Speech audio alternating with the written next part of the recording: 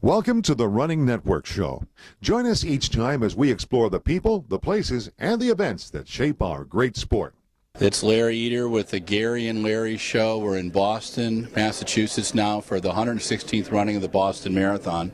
And sitting to my right, and I'm not really good with that whole right or left thing, is probably the most esteemed course measurer in the free world, David Katz. He's someone that I care about very much, but I never get him to sit down and, speak philosophically about the world and things. But we're going to talk about the Boston Marathon being a great course. It's never going to be a world record.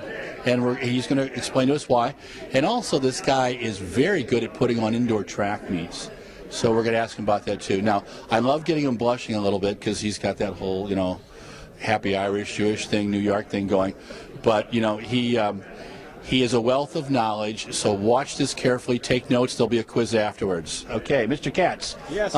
What's the important thing in course measuring? What would you tell people about you did the Olympic trials course in 2008, which I think singularly is one of the most honest marathon trials courses ever done, and the one that Ryan Hall ran to a 209 on that, which showed me that the guy could run with the canyons, run in front of the canyons when he finally, decides that he really wants to do it.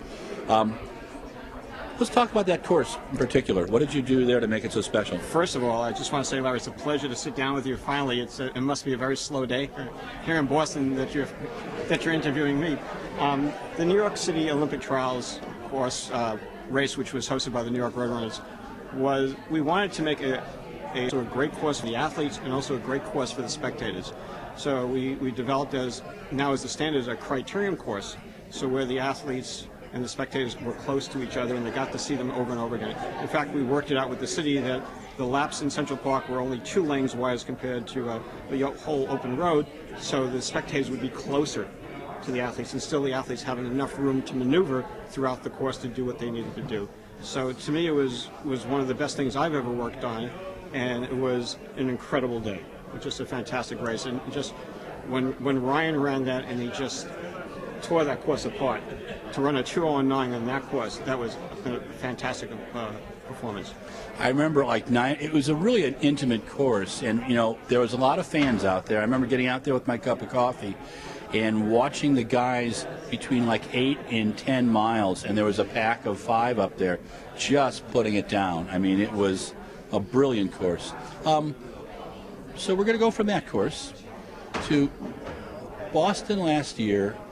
It was one of those historic races. In 1974, it was a great year and everybody ran PRs. In 1975, Bill Rogers set the American record and won here. In 1976, it was the year of the hoses. Jack Foltz won one really hot. And history tends to repeat, as the Split End song tells us. So last year, Mr. Matai ran a 2:03:02 on this thing. So the correct way, now correct me if I'm wrong, the correct way to talk about that is the best all-time performance in any conditions. Correct. But it will never be a world record or a world best. Is that correct? Absolutely, and for the same reason why Steve Scott's 3:30 mile would not be a world record either. Okay. And by the way, do you know why he ran 2:03:02 last year? No. Because that's how fast he had to run to win. Okay, yep, that makes a good point, because the other guy was 2:03:06, right? And if you watch the race coming down the last 600 meters, he had to run even faster to run away. We put too much emphasis on records. We record times and distances and jumps and throws for historical purposes, but it is a race between people.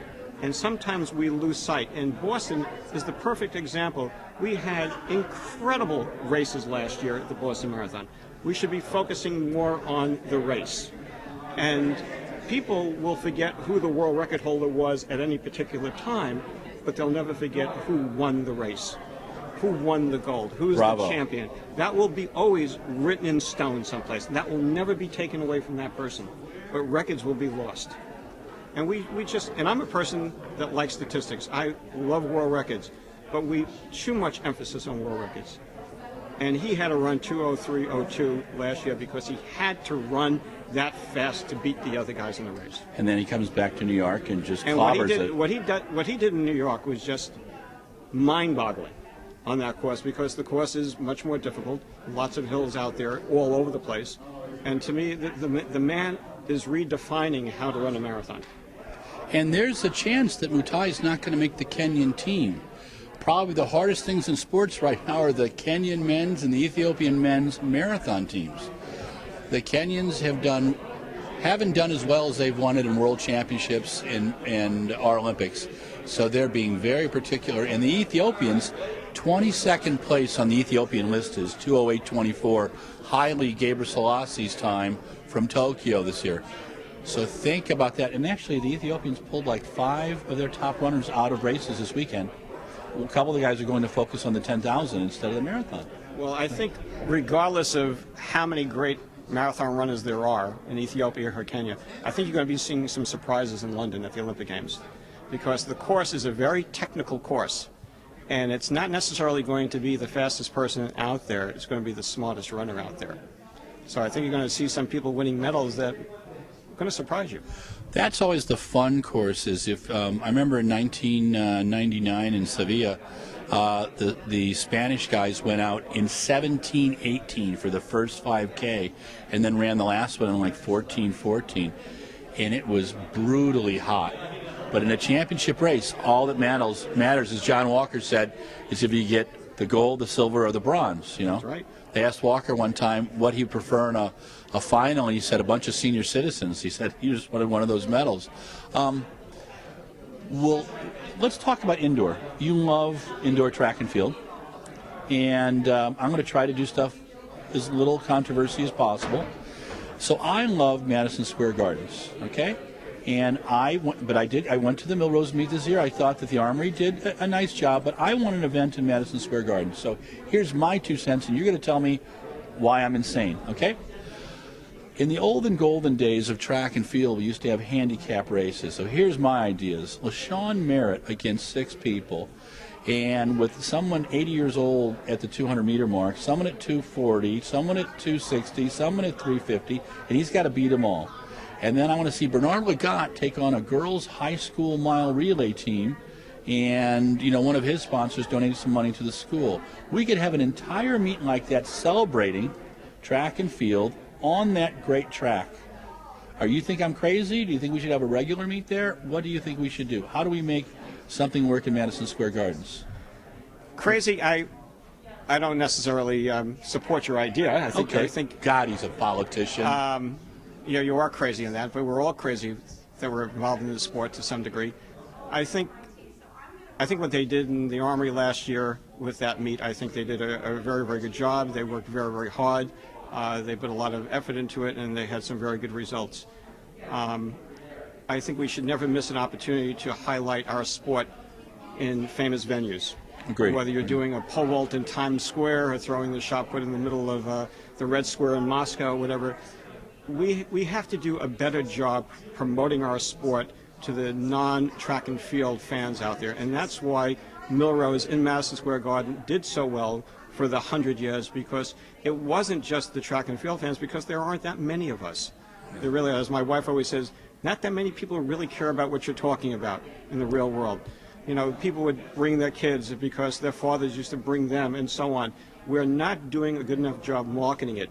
And people will come if they know more about it, and if the stars are there to come out and see them. And it's all about marketing and promoting our sport. We should never give up having a competition in famous venues. In Manhattan, and correct me if I'm wrong, I see running and track and field really controlled by 3 groups and supported by 3 groups. Mary Wittenberg's New York Roadrunners Club, or New York Roadrunners. I'm sorry, I put the club on at the end all the time. Whatever they call the Metropolitan Athletic Congress still. Is it USATF New York now. New York, okay. And then what Norb Sanders has done in the Armory. I see what the Armory is in New York and what Reggie Lewis is in Boston is positive sanctuaries for our sport. When they do a race in Central Park is a positive sanctuary for our sport. What the New York Roadrunners Club has done is amazing. And we've got 1,300 Roadrunners Clubs around the country doing stuff at perhaps a more modest level, but still very important to the sport. We have millions of people involved.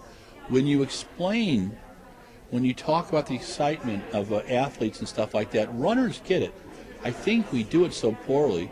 American television, some things they do well, some things they don't. I don't think they communicate the competition. I think we've got to shake it up a little bit. How would you do a meet in Madison Square Gardens? Would you go back to some old time stuff? Would you? We both agree. Let's agree that you got to actually market the events and promote stuff 8 or 10 months out, and like sell tickets, which is what they do in every other sport. What we tend to do in track and field is shoot ourselves in the foot.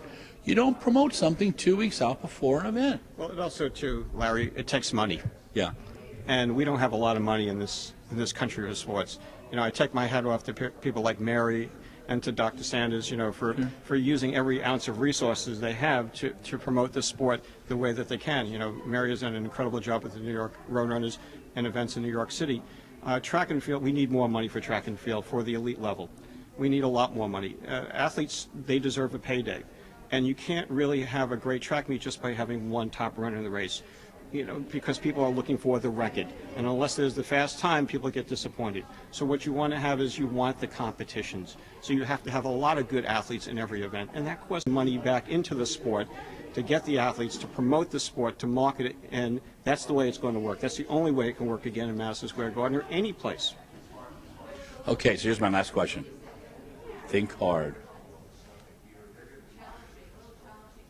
Who's the first man to run a 4-minute mile? The first man to run? You mean Dr. Bannister? To run a 4-minute mile. Under 4-minute mile? No, 4-minute mile. That I don't know. Derek Ibbotson. Okay, so I had to throw that in because I knew you wouldn't. Now, but here's the one I want to. What's your favorite? What's the? You want me to hit you with some nerd questions? I want to bury you on the spot. Yeah, I know you will. Okay, what's the favorite race you've ever seen? The favorite race I ever seen. You were ever at, or you ever got to see in New York, or when you're traveling? It was like, what competition did you? When Bernard Lagat broke the Madison Square Garden record for the mile at the Melrose Games. Okay.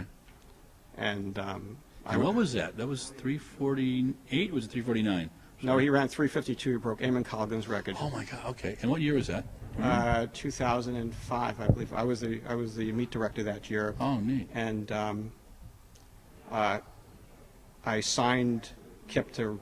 He was the first person I signed because he had not run the year before, and I really wanted him because the premier event at the Melrose Games, of course, is the one to make a mile. Sure. And we signed him early, and then he had some problems where he couldn't make it. He notified me about a week before, and we were able to work it out. I helped him out to be able to come to. Oh, wow. And he was very happy about that he was able to come, and he comes to New York for a press conference, and he didn't know how I was able to get him to be able to get there. And he says, whatever I can do to thank you, just tell me. And I put my arm on his shoulder and says, Kip, I need you to run fast. And he did. And he collapsed in my arms after running the 3:52. And I guess it was one of the high points of my life, seeing maybe the most beautiful athlete I've ever seen doing that. Is there anybody more popular than him right now? I mean, this year when I saw the 5,000 record, people stood around. He's so gallant with the athletes. He always says nice stuff about. He's perfect. He's just him and Allison Felix. You can watch them run all day long. You know, it's a beautiful experience.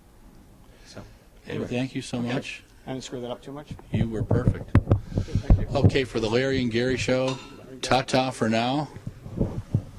And drink a lot of water this weekend, kids, okay?